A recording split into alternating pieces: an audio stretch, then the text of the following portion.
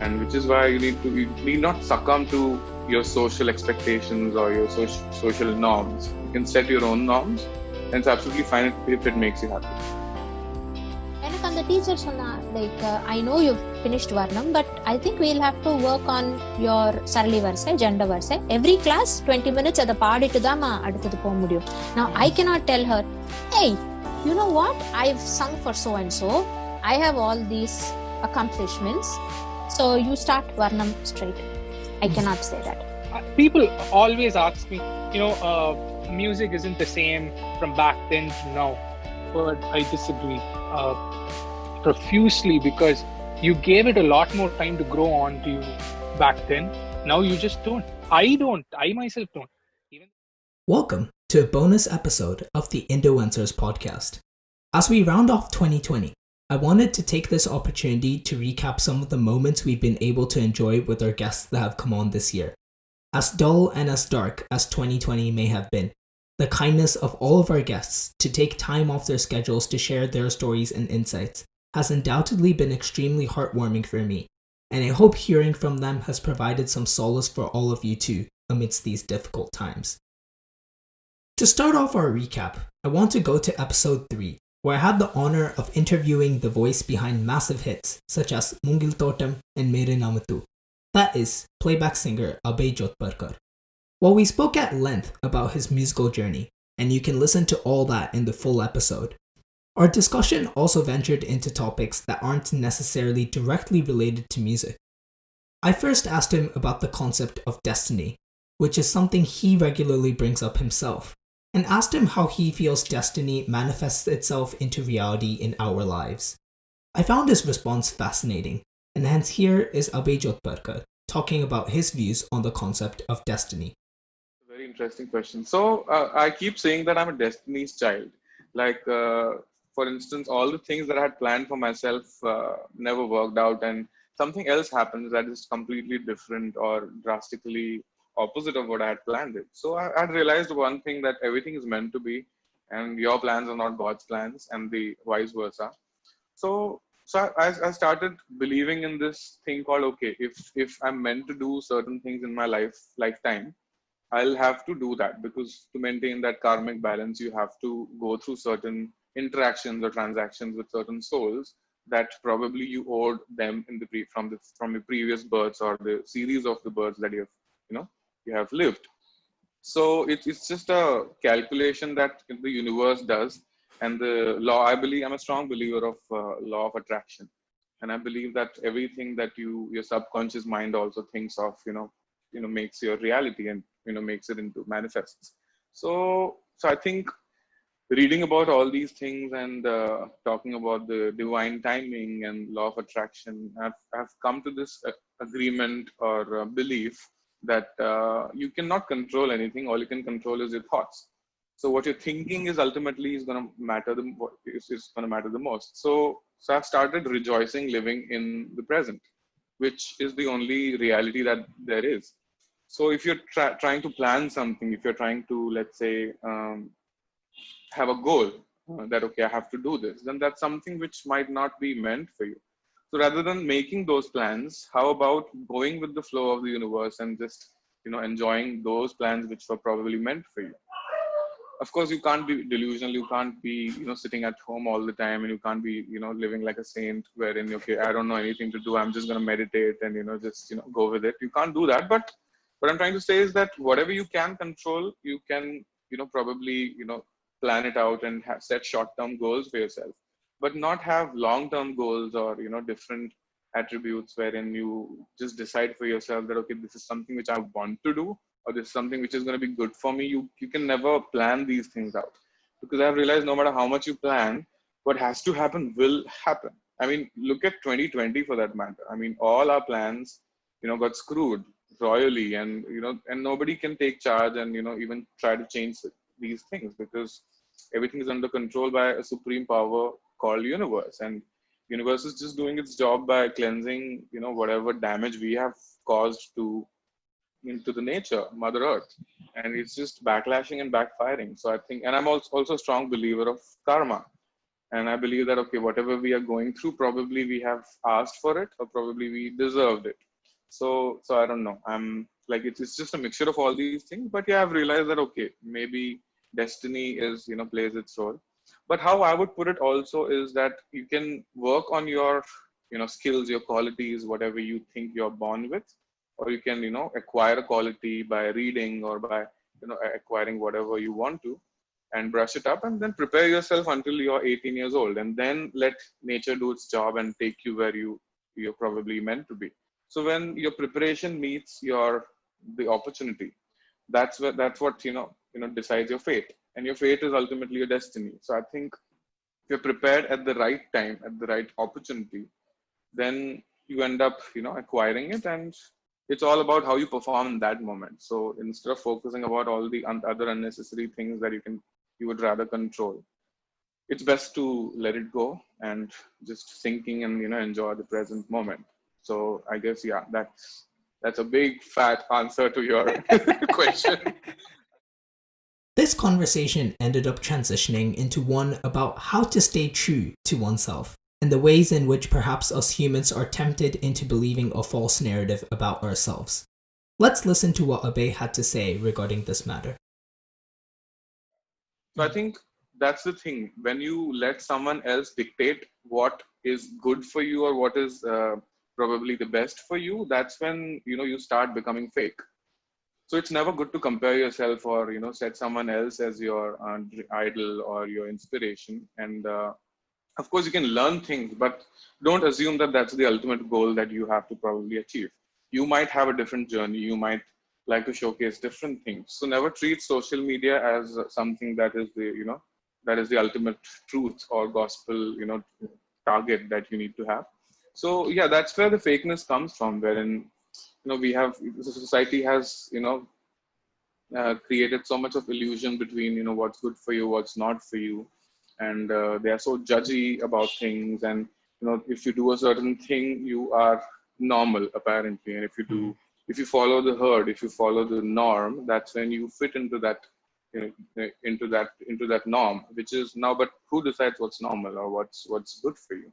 Which is why the entire, the concept of copying someone, or fitting into the norm is just so flawed. The system itself is flawed. So which is why I personally detest that there's nothing called as absolutely right or wrong. You can decide for yourself what's good for you, as long as it doesn't harm anyone. And which is why you need not succumb to your social expectations or your social norms. You can set your own norms, and it's absolutely fine if it makes you happy. So that was Abhay Jodhpurkar dropping words of wisdom just now. And next, I want to head to episode 4, where I spoke with the incredible Ashwin Vinayagamoorthy, a music director who has worked with some of the nation's top artists, such as Sid Sriram, Chinmay, among many others. One of the most common assertions made with regards to modern music in general, at least based on what I've heard, is that music today isn't the same as it used to be, with a strong negative undertone behind that statement, implying that music today is not as good as music of the past. My conversation with Ashwin Vinayagamoorthy happened to stumble upon this topic, and I found what he had to say here regarding the matter to be really interesting. So let's now hear what he says with regards to the old music versus new music debate. I have a very similar story about that with A.R. Rahman songs, but not because I forgot to load, but because it was back in the day. We used to go for school trips to Kerala, Ooty, and Munnar. I had a Discman with me, and I had one disc with me, which was Silin or Kadal. So for the next week, I could only listen to that one disc on repeat. I think that why you enjoy the songs that much also is because you spend so much time with the song. That's primarily the reason why people enjoyed older songs more than they enjoy newer songs. Because if you don't like a song, you have the option to skip. Back then, you couldn't skip. I had to wait an entire song to kind of go to the next song. So you learn to adjust and go with the flow more than pick and choose. Uh, People always ask me, music isn't the same from back then to now. but I disagree profusely, because you gave it a lot more time to grow on to you back then. Now you just don't. I myself don't. Even the biggest of stars. I'm like a huge fan of Charlie Puth, but I nitpick on his biggest hits, saying I like 2 of these, I don't like 3 of those. Whereas if I had given them the equal amount of importance and attention of attention of the songs that I like, I would still end up listening to them, liking them in the process. Next, I want to head to the very first episode of the podcast, where I had a chat with composer Sanjay, an independent artist from Chennai. What I find really fascinating about him and his music is that his music is very much within the genre of semi-classical music, but yet he himself has never received any sort of formal classical training. Usually with classical artists, or any artist whose art is heavily influenced by Carnatic or Hindustani music, they would have at least some history of formal training, but this was not the case for Sanjay here. I asked him about this, and here was his response. Actually, no, I didn't have a very formal classes in Carnatic. I didn't have a formal classes. But, coming from a South Indian, home, like a family, coming from a South Indian family, like we always had this habit of playing Carnatic songs in home from my childhood. Like I think so I have heard more of Carnatic songs than a film songs. Like I would tell that, because in my home, like even today, like we start the day with MS Subbulakshmi and the songs, and it constantly plays in the radio, or it constantly plays in TV or some or the other medium. So from my childhood, it was always like that. It was I have heard tons and tons of Carnatic music songs from my childhood. In my childhood, I was not actually that interested in Carnatic actually till my probably till my 6th or 7th. My sister used to go to Carnatic classes. Whenever she sings, I used to mock her. Like I used to pull her leg doing the signs which they do in Carnatic singing.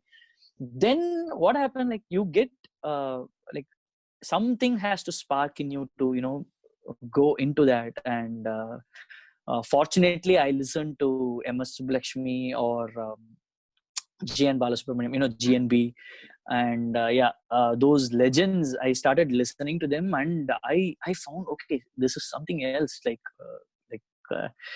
I was thinking like we must start listening to it. Then automatically I started when there is a seeking, there is a teacher in front of you. That's what I believe in. When you seek something, a teacher will appear in front of you. So my teacher was just internet. So like once I started getting internet in my home, I started listening to a lot of Carnatic music from MS Subbulakshmi, GNB, Maharajapuram Santanam, or Chemmangudi, or like all these legends. The way they sing and the musicianship they had is phenomenal, like tremendous. Like so after a point of time, one part of me got involved into that, probably in my creativity. I don't really sit with any rag and compose. Like a tune which comes to me, it comes to me in a Carnatic way. I don't know how it is seriously. And and one important thing is, in my family, my grandfather's family, like my grandfather's sisters, they were all amazing singing artists. They were Carnatic musicians, and my grandfather used to be with GNB. Oh, wow. So maybe those genes have come like I don't know, like probably that's why I'm a little more inclined towards Carnatic. And the major reason is, as I told you, from my childhood, I've always listened to Carnatic songs more than any kind of genres. Like maybe if I listened to 50 Carnatic songs, I would have listened to 4 film songs. This should be the ratio. That's how it is in my home. So yeah. The quality of music he produces within the classical realm, particularly given that he doesn't have formal classical training, is quite incredible. But yet it all makes sense when we hear him say that Where there's a seeking, there's a teacher. And it is clear that he has taken a conscious effort to learn more and more about classical music, despite never having a formal teacher per se. Speaking of teaching, that's the topic we're going to hear about next, as we head to episode 5. In episode 5, I spoke with playback singer Darshana Katie, who is one of the most accomplished singers of the modern era, having sung for composers like Rahman sir, Ilayaraja sir, Haris Jayaraj, among many others. We talked about all sorts of fascinating topics, and I was stuck between which segment to include for this compilation. I was initially going to include the segment where she talked about her experience recording the incredible Maafi Mushkil from the movie Mom, but I ultimately opted for the segment where she talks about her experiences as a vocal teacher, as she now teaches Carnatic music to young students in the US. Have a listen to what she had to say regarding the matter. My mom's a teacher. She's not a music teacher, but she's been a school teacher ever since I could remember, and she's been an HOD of art department. And so I've seen many parents who would come home and talk to her about their kid and wanting their child to be on stage, school shows, or why don't you select, my child's painting is so good, you should put it on the wall, and those kind of queries. I've also seen how beautifully she managed answering them. She would never say a no, but she would know what to say and how to say it to a parent. And I think because of that, she has never gone and asked my music teacher, when will Darshana be on stage? Or, because she's a teacher herself. Yeah. They just trusted the teacher. They or any entity teaching nale adu you should trust the teacher, and for that 1 hour it's not your child, it is the teacher's student. It's a time for the bond to be created, and it's a lot more. It's not just sarali varse, janda varse. It's a lot more. I don't have too many students that I teach. I have a very, very, very few students, and all of them are chintus. Like literally, the height of my So, students come in with a lot of expectations, and living in Chicago, it's even more so because this is the way they're trying to inject culture into their child. Yeah. Right? It's you wouldn't find this kind of pressure in India. I don't know. I might be wrong, but I find that kids are more under pressure over here because they are in turn they need to go perform every 6 months in some Sabha Kacheri or Kovil Kacheri, or somebody knows somebody who is gonna have a big singer as a guest. Anga pay en kolanda padanum. So when that is your goal, you forget சரிகமா பதனிசா ஸ்ருதியில பாடுறதா, breath control இருக்கா, அக்காரம் சரியா வருதா, third ஸ்பீட்லயும் அந்த அக்காரம் சரியா வருதா, there are multiple. They don't care. So once sarali varse is done, kirtanam எப்ப சொல்லி கொடுக்க போறேன்? I'm like 0 to 100. 0 to 100. There have been many times where I worked on a varnam with a kid. This happened very recently. It's so strange that you asked me this question. Very recently, there was a child and the parent decided to discontinue. And sadly, but with a heavy heart, I was okay to let go of that kid because I saw that kid in a lot of pressure. So the teacher, the mother comes and tells, Pallavi eduthachu, Anupallavi eduthachu, why don't you start the Sahityam? Okay, but Pallavi, Anupallavi, Muktai Swaram, first Swaram, first speed varno, second speed varno, apro if the child is really good, Tishram padano. Adukapro, if the child is really, really good, let's see how the child does in fourth speed. Yes, I will teach the Sahityam, but Varnam is, no matter what you do, Varnam is the foundation. Like it's like you cannot deny it. I have started going for music classes again, Carnatic music. I've started learning again, and this is as recent as a year back I started. எனக்கு அந்த teacher சொன்னா like I know you finished varnam but I think we'll have to work on your sarali varsai gender varsai every class 20 minutes அதை பாடிட்டு தான் அடுத்தது போக முடியும். Now I cannot tell her, hey, you know what, I've sung for so and so, I have all these accomplishments, so you start varnam straight. I cannot say that because conditioning. I've not had my mom do it and I've not seen my mother do it. It doesn't come to me automatically because I see other parents do it. I know how, like, it's such an awkward space to be in. You don't know how to like respond to it. So sonnada kekanum because teacher knows more than you. She's listening to you. How you sound inside your head is so different from how other people. This is the reality. Number inside your head your voice sounds different. When you hear it, it's different. So trust the teacher. Adu enikku nadakala, and you know I tried explaining but she was like, no, I think you need to move forward. So that's when parents start deciding what the format of the class should be is when it starts getting a little difficult. Because not everyone can finish sarali varsai in 6 months. Some kids take 8 months and it's okay. And there are other kids who are so intrigued by, oh, melakatta ragam ivlo iruke, how would this sound in Shankarabharanam, how would this sound in Pantuvarali? Now when a child is asking that question, I don't see it as, oh, it's not in portion, you cannot ask this.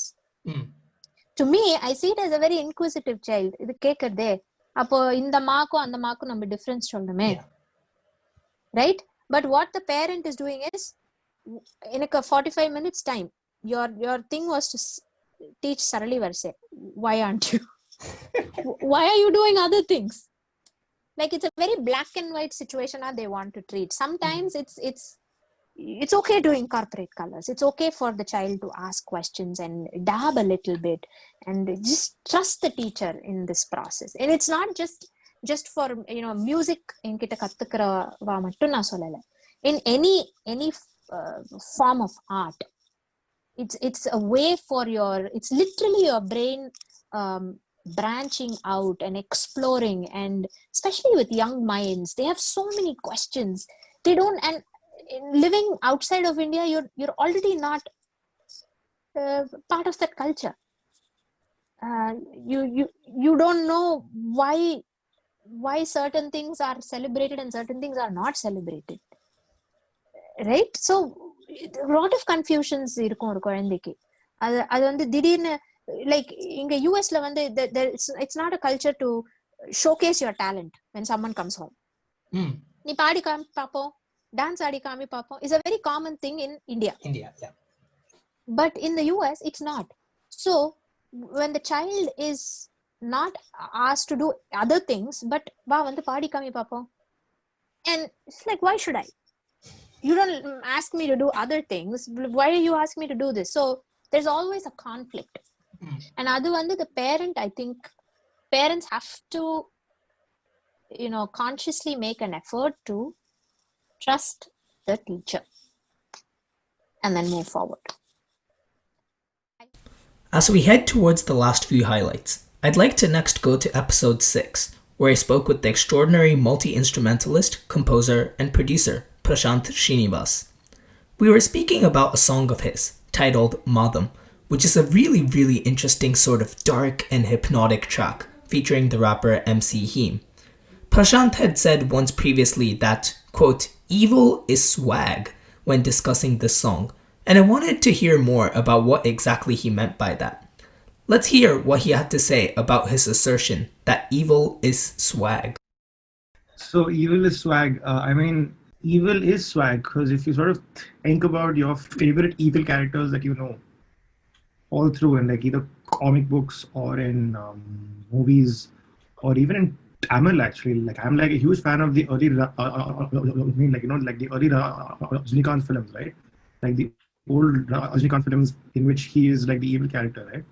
And I found that he is like he I mean, like, you know, he has like himself said that he enjoys playing evil characters as compared to the happy heroes that he sort of ends up playing.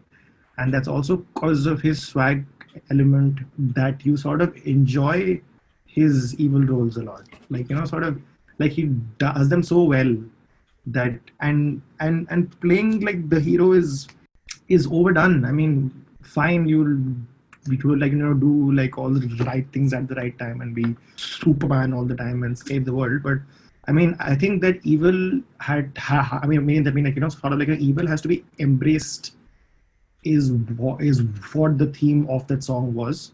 So I just thought that darkness is equally important as the other side.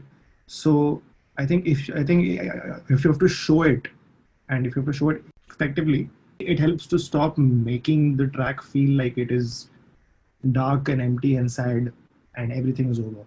It helps if it starts to feel almost swaggy, stylish, and happy evil, as compared to starting to feel like, oh, he's gonna end us all, as compared to he's gonna end us all.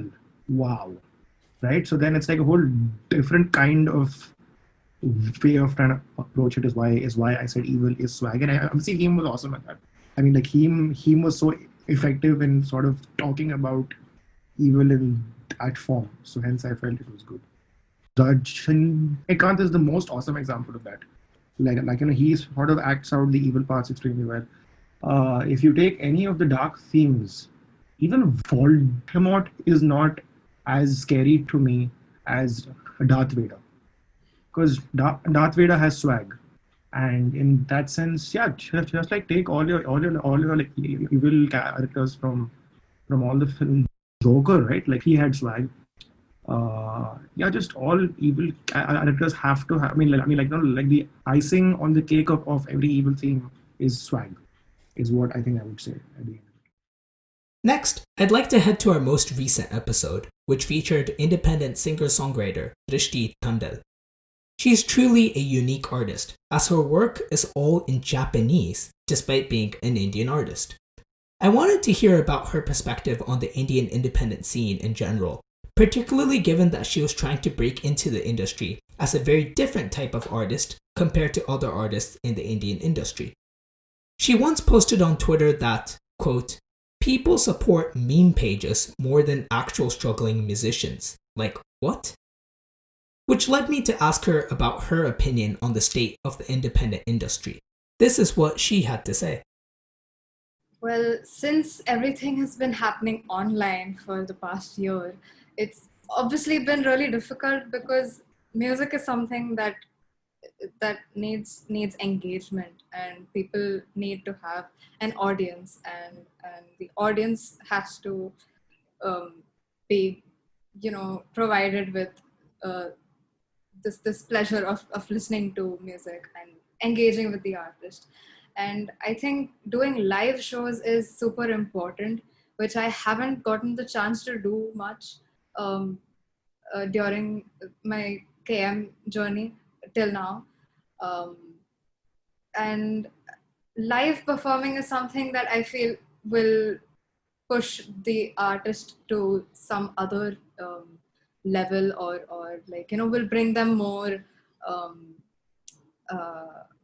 approach, or more reach to the artist, and the audience will definitely be able to connect with someone they're seeing in person, rather than online. And well, I've always been quite shy to post photos of myself online, or things of that sort, or a video or something like that. So that is also something that people like, and people want to watch somebody perform online, if it may be. But I feel like if it's not something I'm comfortable with, then I wouldn't want to do that. So I feel like I'd rather prefer being true to what I want to do, and not display things that I don't want to. So that was another reason for me to make lyric videos and have this other sort of engagement for the audience. But definitely coming back to the tweet, when I say that meme pages get more support, the generation that we are in right now is super I don't know. It's like everyone uses humor to cope with everything, and I've come across so many meme pages that have so many followers and like all of that sort, and it's difficult for an artist to get their stuff out as it is, and being this online kind of generation now, it's kind of pushed artists to develop a different approach towards like releasing their music, and I feel like that's still in the works for everyone, and we're still trying to find different ways to engage online and try to have it more intriguing or have it more interesting than a meme perhaps. Finally, I'd like to end this episode by going back to episode 2, where my guest was independent composer Edwin Lewis, known for tracks like Adiye Kutti Devade and Talapati Raid. I started this podcast out of my love for music, and I felt that this portion from the podcast beautifully expressed Edwin's innate and innocent love for music, and I felt that it would be apt to end this compilation with this. I generally end my podcasts by asking my guests songs that are on their playlist nowadays, and Edwin had brought up Kun Faya Kun from the film Rockstar. He then went on talking about how much of an impact this form of music has on him on an emotional level. Have a listen to what he had to say regarding the sort of impact that song and Sufi music in general has on him. I listen to Kun Faya Kun like 100 times a day because I love that song. Whenever I feel depressed or something, I just sit peacefully, off all the lights in my room, and I will listen to that song 1,000 times. It will make me good, more and more. Just one last thing, Yes. because you mentioned Kun Faya Kun, and you went to KM where there's a Sufi department. Were you ever involved with Of course, the Sufi group? no, I never involved in it because I wanted to pursue audience hearing. So I used to stare at the people who sing on Kavali room. There's a Kavali room on the entrance itself of the KM. There's a dome, a private dome with all the carpets and the tabela, and you have to enter room. There is some few restrictions. You have to wear white and white, and because the Kavali is basically a spiritual music, Sufism. So when there is a launch on the entrance, so I sit there and I watch all of them. I've cried several times listening to their voices. They pray. Sometimes they record videos. Sometimes they do the dua. It is such a beautiful feeling. There is nothing called religion in music. Music is always universal. And that is the only thing I felt. I really felt proud that I'm in the right place at the right time. I think music is taking me somewhere else day by day. I'm getting more addictive, even more every day by day. I'm learning new things. And yes, in a way, it helps me a lot. I usually listen to a lot of spiritual music. Most importantly, Rahman's music. This is what it all comes down to, a deep love for music. And on that note, I'd like to conclude this bonus episode. Thank you so much to everyone that has tuned in for any of the episodes so far. Your support is what keeps all of the content here at the Indoencers going. Please do spread the word about any of the articles, podcasts, and videos here with anybody else that may be interested. And I can assure you that there's more to come in 2021. Happy New Year to everyone. Thank you once again, and we'll see you next time next year.